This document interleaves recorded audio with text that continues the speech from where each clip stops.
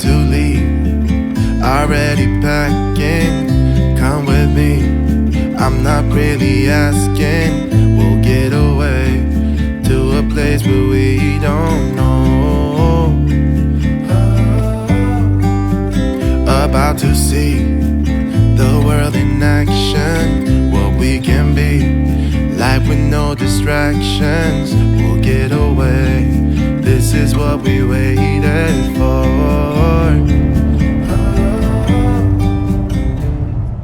Hey friends, Cherie here. Welcome back to the channel, Gardening at Home with Cherie. Today I'm here to share my experience at a 3-day garden expo.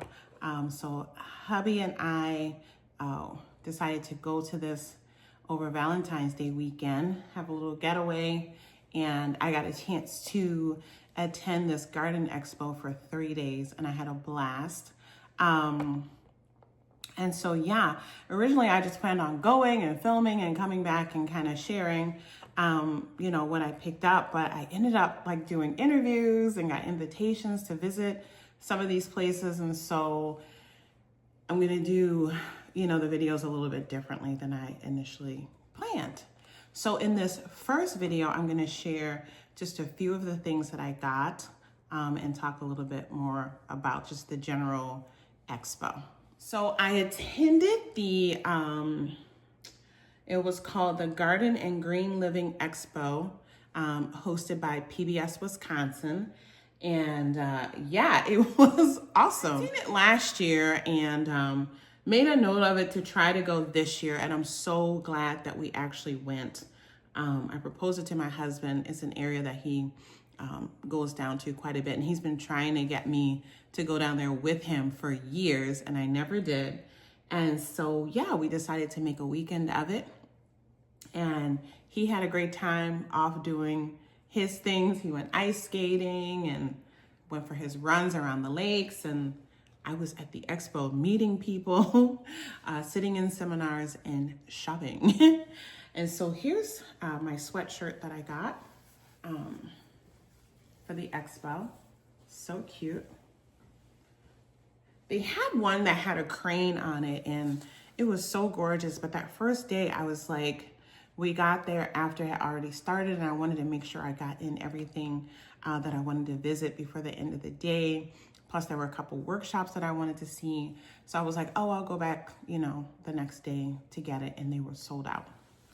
But this was my second runner up and I love it. And then I got the matching tote.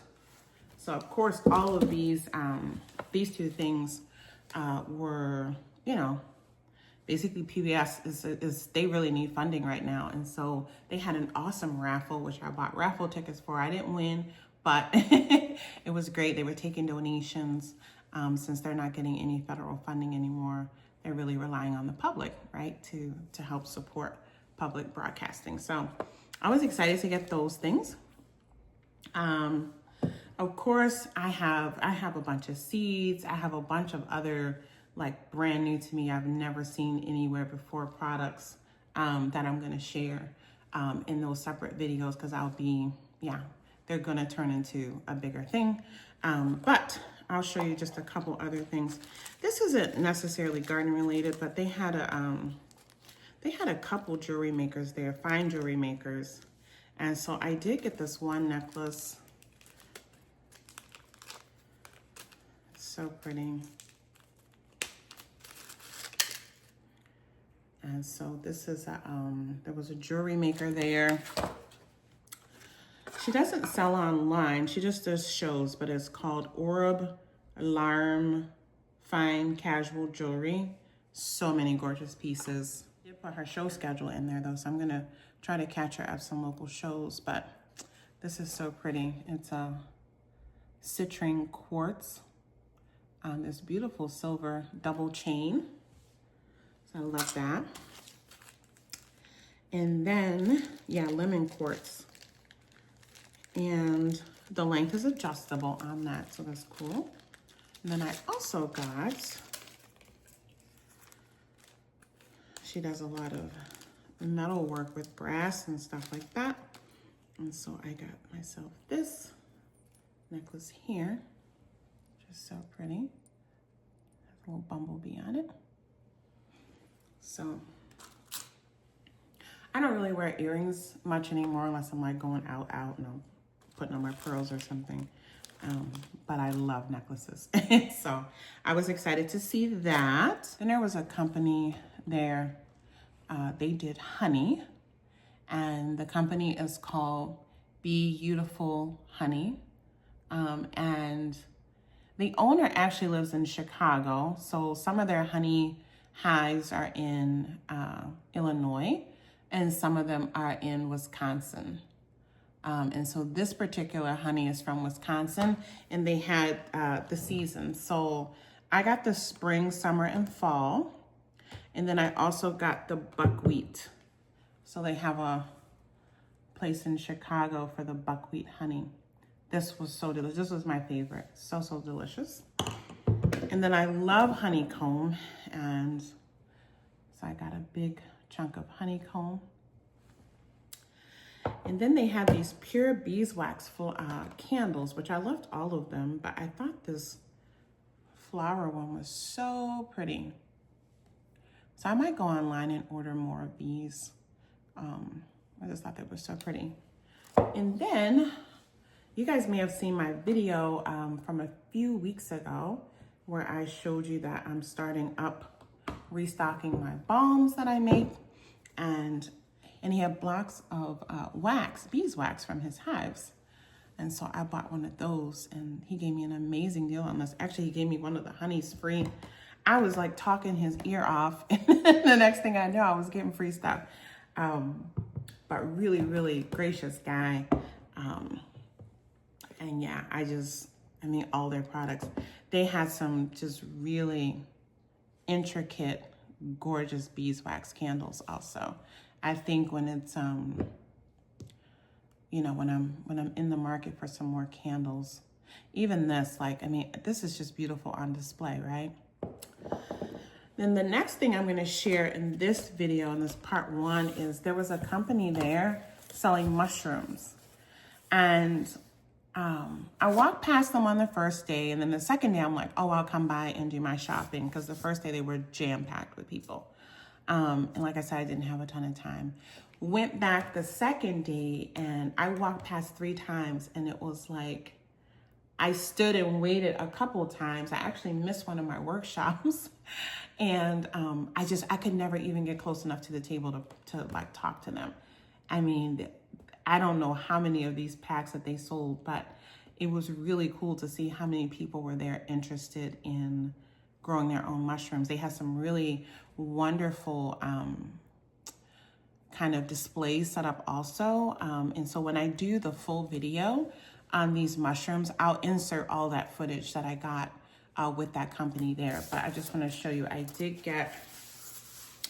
got 3 different kinds of mushrooms.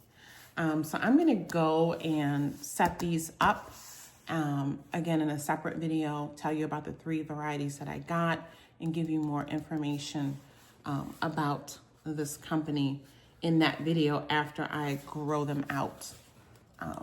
Yeah.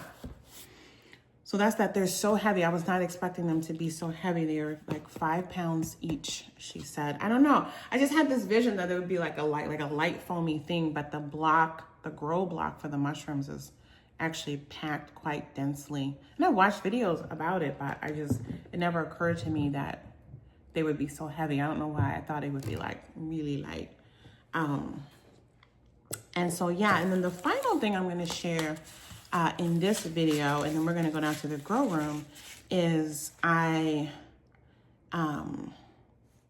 ran into a booth that was featuring daylilies, and it was the Wisconsin Daylily Society, which I have gone online and joined.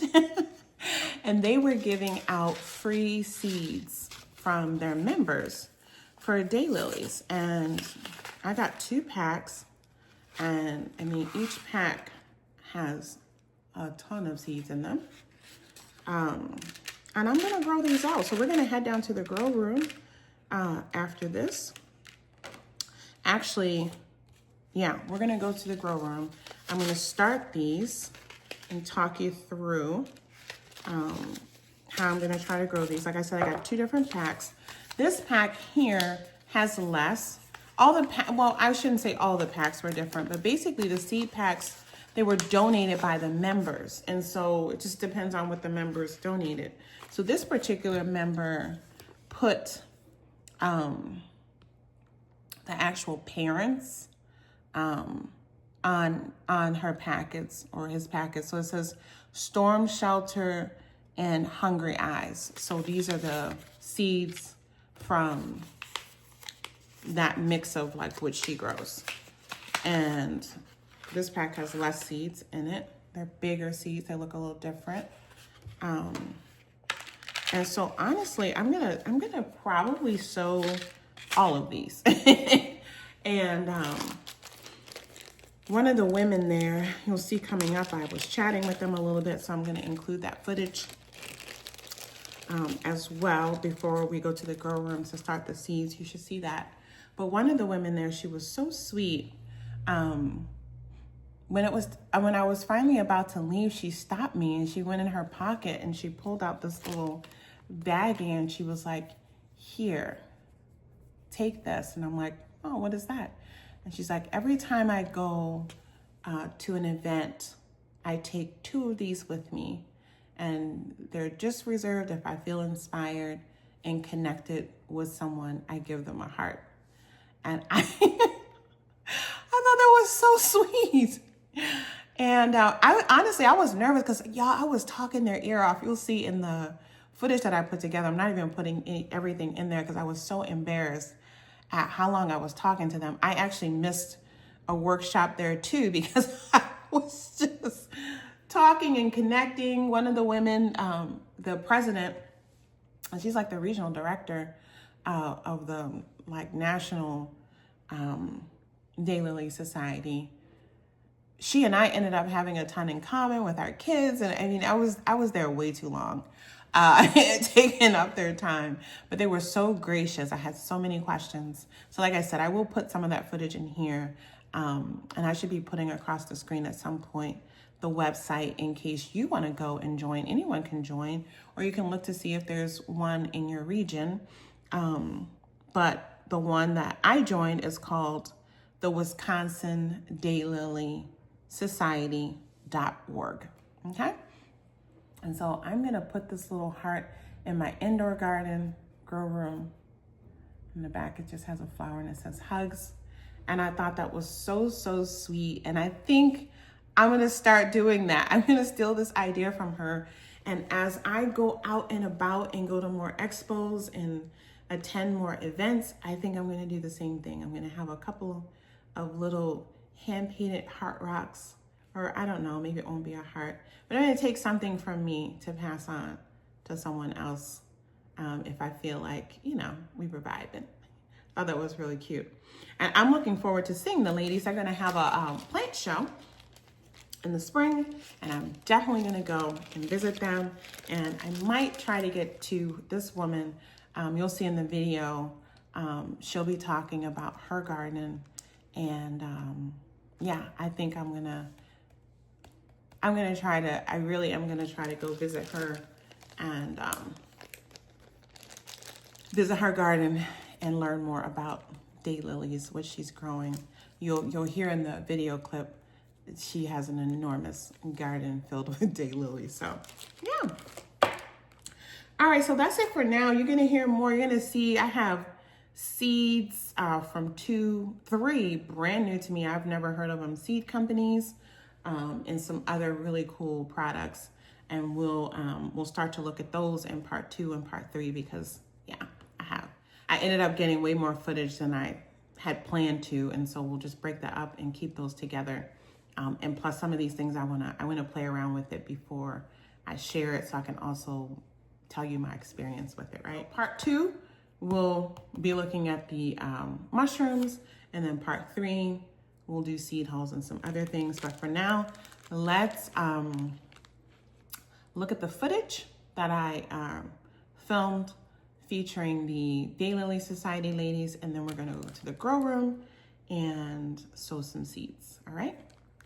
All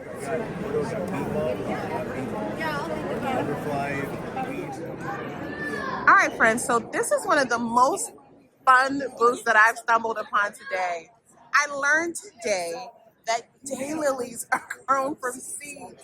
Who knew? So, I got me some free seeds. I got my growing guide.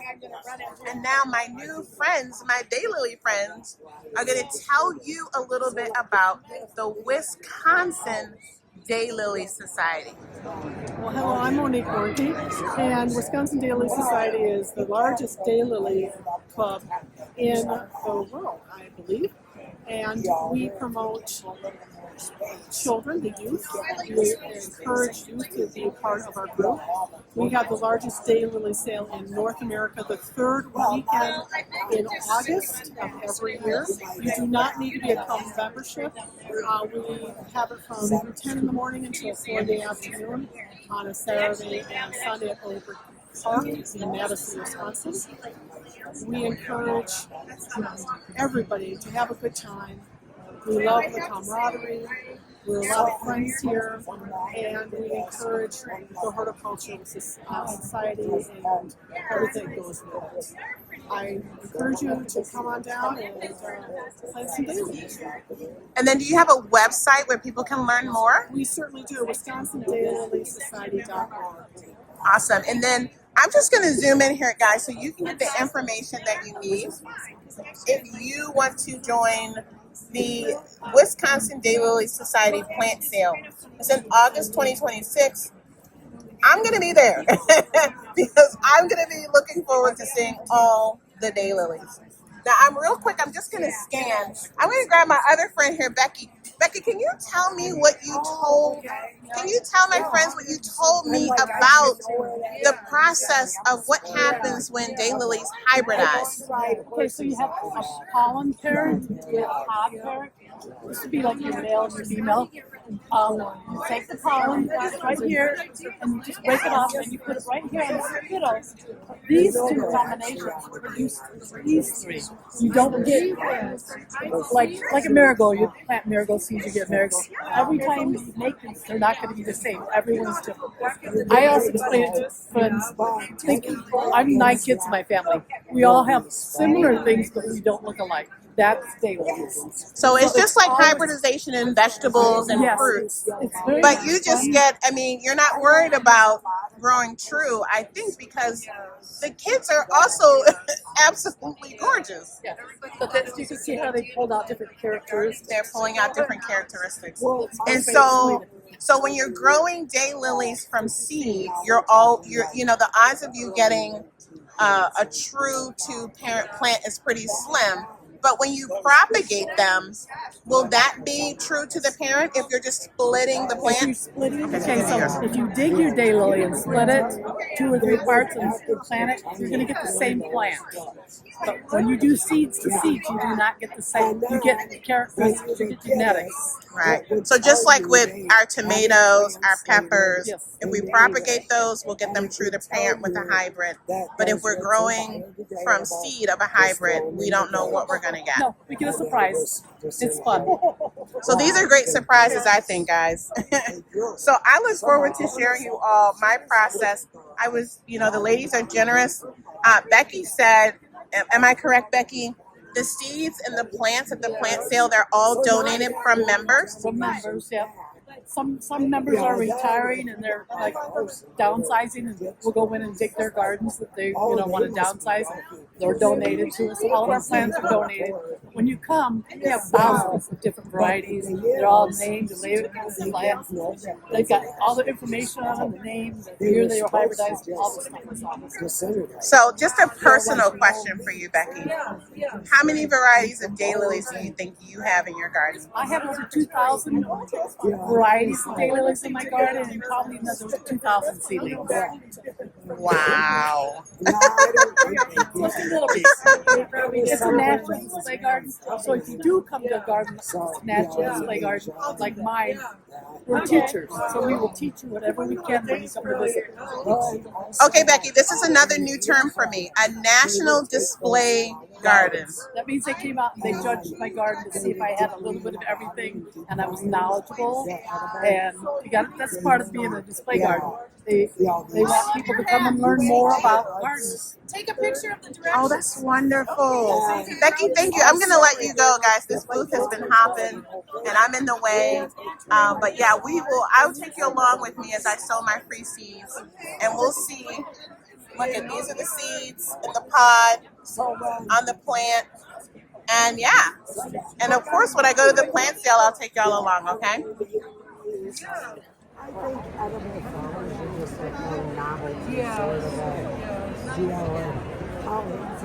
So friends, this is what they look like after they germinate and grow for a little bit. And they'll look like this throughout the first year of growing. They just look like grass, like onions. They look like green onions a little bit to me. So be careful. Put them in a place or keep them in a pot where you know what they are, properly labeled, so you don't accidentally pull it out thinking it's grass or mowing over it. Because the second year it will bloom. Okay? But I'll be sharing my progress with them as I start them from seed. And here is another one, germinated. I'm soaking in a baggie with water or pre-soaking them before putting in soil. I think that's what I'm going to do. I forget about things when I put them in baggies.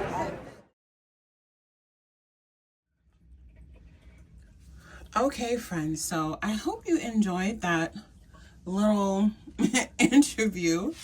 And so now we're down in the grow room, and as I said, we're gonna start some of these seeds. I think what I'm gonna do is start half of them. I'm gonna just kind of eyeball half because this had a lot of seeds, and I need a lot of perennials for this enormous. I'm gonna measure that border when I go out to tell you how many hundreds of feet it is.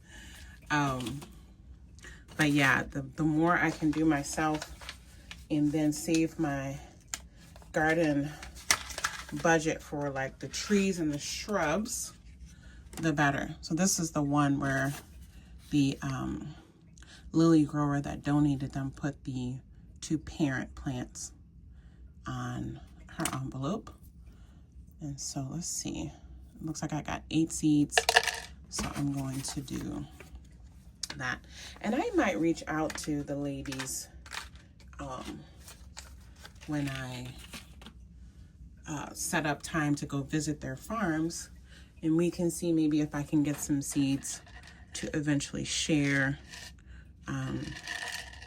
with some subscribers that might be interested in trying this. Let's see how this goes first.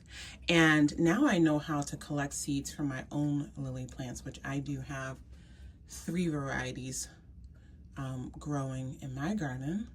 And I've never collected seeds from them, but I know how to now, so I will definitely start collecting my seeds.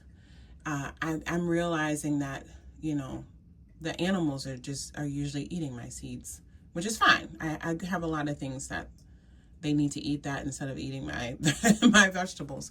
But I will start going out and collecting some so that when I go to the meetings, I can share seeds, or maybe next year at this event, I will have sent in a pile of seeds from my garden that others can share. I think this is really an awesome way, especially for those of us in, you know, when you're in the same region, we can cross-share things that grow well for us.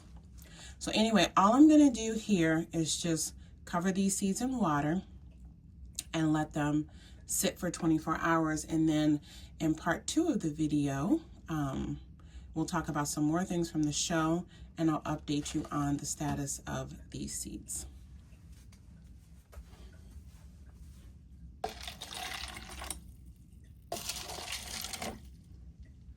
Okay, so we will be back to check on these and give an update soon.